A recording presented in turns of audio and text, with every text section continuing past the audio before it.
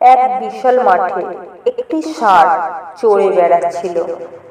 তার শিংগুলো ছিল খুব লম্বা এবং মজবুত।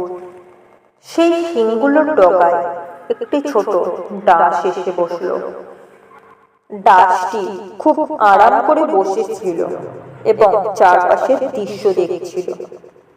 ষাঁড়টি মাথা ঝাঁকাতে শুরু করলো।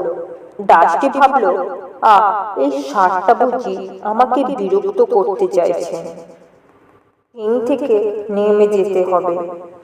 তখন ডাঁশটি ষাঁড়টিকে বলল, ও ষাঁড় ভাই, আমি কি তোমার শিং থেকে নেমে যাব?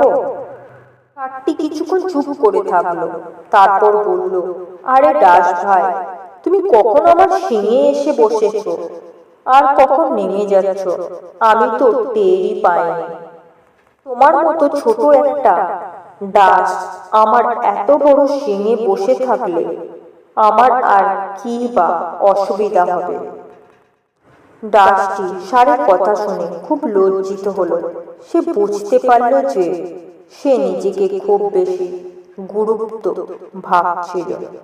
গল্পটি আমাদের শেখায় যে মাঝে মাঝে আমরা নিজেদেরকে বেশি গুরুত্বপূর্ণ মনে করি, কিন্তু আসলে আমাদের উপস্থিতি অন্যের কাছে তেমন কোনো প্রভাব ফেলে না।